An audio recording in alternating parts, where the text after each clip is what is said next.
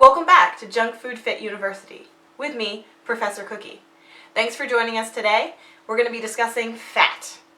Now, I don't have my whiteboard because I can't find my whiteboard marker, so I'm just going to go with the notebook and the Sharpie today. I hope you don't mind that. I don't think you would. But today we're going to talk about fat, and the first thing that I want to remind you is that fat provides us with those amazing 9 calories per gram. So if you recall, carbohydrates, they provide us with 4 calories per gram. So fat is 9, which is more than double what you're going to get from a carb, even from a protein. I have some olive oil, which is a fat, of course, but it's so when we talk about fats, there's 2 different categories. You have the fats, which are the solids at room temperature, and then you have the oils, which are the liquids at room temperature. So this happens to be an oil, as a lot of people they know because they use olive oil at home. So this, if you even just look at the nutrition facts, we have 1 tablespoon is 120 calories, total fat 14 grams, there's no carbs, and there's no protein. But let's do that calculation. So it does say 14 grams, and so according to the label, there's 14 grams of fat per serving, and if you multiply that by 9, you're going to get 126 calories. The bottle also says that in that same serving there's 120 calories, so obviously these numbers don't match, but like I mentioned before, there are rounding rules, so you're never going to have the exact numbers when you calculate them. But keep that in mind when you decide to count calories or count macros or something like that, because there is a little bit of a discrepancy depending on how you calculate. That was the olive oil, and then I have my bucket of Crisco, which is all vegetable shortening. This one actually has soybean oil, fully hydrogenated palm oil in it. So it's a mixture. So the olive oil is just olive oil, and this has a mixture of soybean and palm. And this one has 1 tablespoon with 12 grams of fat and 110 calories. And 12 times 9, so there is a little bit of a fudge factor in there. Okay. The next type of fat that we have is spray. So a lot of people use cooking sprays because they want to reduce the amount of fat that they're adding to the food that they're cooking. So this one happens to be a grilling cooking spray, and typically the ones that are labeled grilling, it means that there's a higher smoke point, so that when you're grilling at that higher temperature, then you're not burning all of your oil away. So this one has canola oil in it, and that is the only type of fat / oil that they have in here. So there's 0 grams of fat, meaning that when you spray it, you're putting such a small amount when you're spraying it that you're still going to get some calories, but when it comes to rounding, it's 0 calories because it's, as it states, a trivial amount of fat. Obviously, if you go crazy, you put the pan up and you just spray it for 60 seconds straight, then you're going to be getting more than a trivial amount. So just spray a light amount and you'll be fine there. So then we go to other foods that aren't necessarily fats themselves, but they have fat in them. So something as simple and ordinary as oatmeal will have fat in it. And if you look at the label, you're going to have in 1 serving 2.5 grams of fat. There's carbohydrates and there's also protein.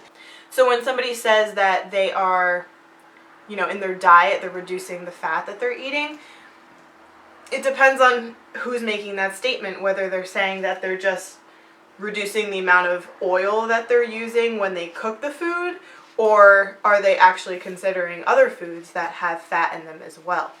So for oatmeal, the first thing that comes to mind isn't fat, it's oatmeal. Oh, I'm going to eat oatmeal for the carbohydrates, but you also have to consider the fat that's in there. So 2.5 grams, which isn't a lot, but do remember that it has some in there. So there are foods that have a low amount of fat in there, but then you can go to other ones that are sources of, good sources of fat. So these are roasted California almonds. They happen to be Canadian. They have French writing and English writing on there. So in one serving we have 330 calories, 29 grams of fat, 8 grams of carbohydrates, and 10 grams of protein.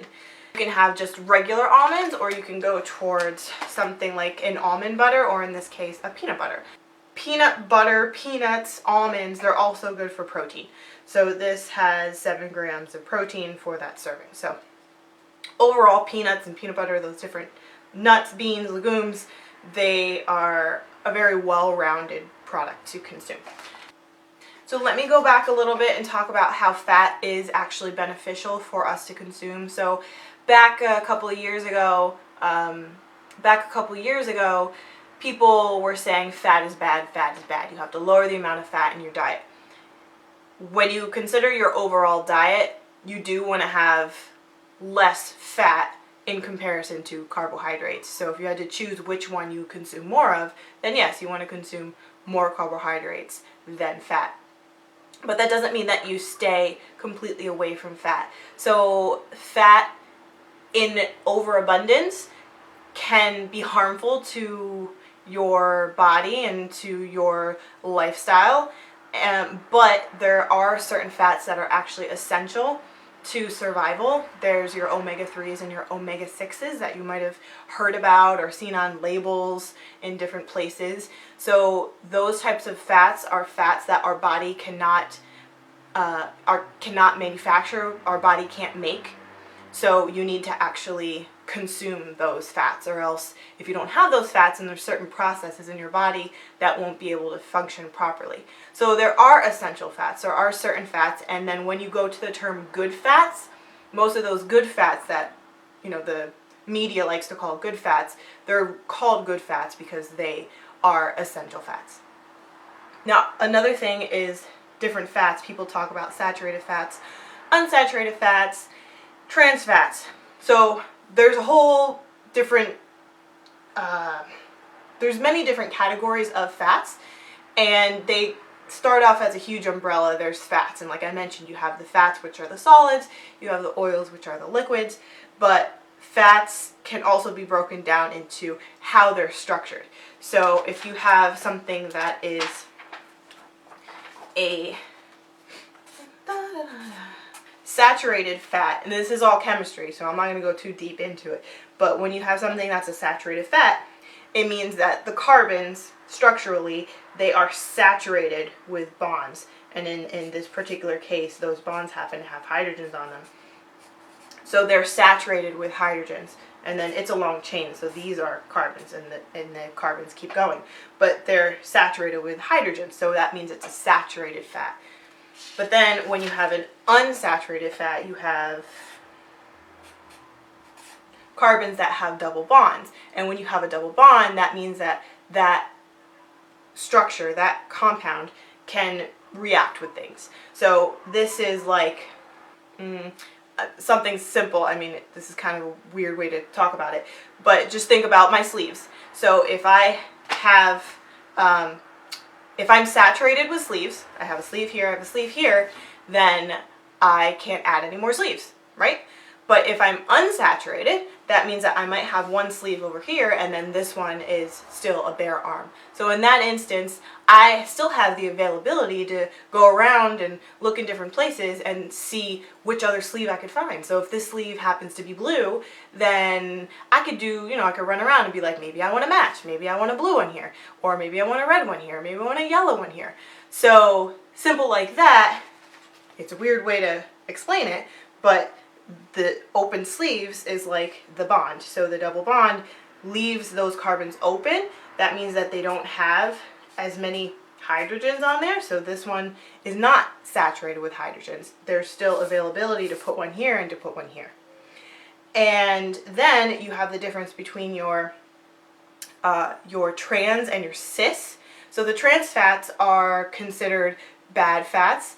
Trans fats do exist in nature. They come from animal products, but in the food industry, we had created trans fats through processing. Long story short, trans fats do exist, but they're only in animal products. So all of the other plant products, they don't have these trans fats unless they have been partially hydrogenated. So food products are not allowed to have partially hydrogenated oils in them anymore, so they have to be fully hydrogenated. And the term hydrogenated has to do with the amount of hydrogens that are on the carbons. So if we partially hydrogenate, then we might only add one hydrogen. Or if you fully hydrogenate, then you're going to have both hydrogens, and then it's full. So when it's full, now this is no longer there, it's a single bond, and now you have a saturated fat. So through that hydrogenation process, you start off with an unsaturated, and you create a saturated. But back a little bit further, I had mentioned there's the trans fats, which can be created through that process, and that really just means that when you have the hydrogens on there, like that, the hydrogens are opposite of each other. Whereas if you have a cis fat, they're on the same side.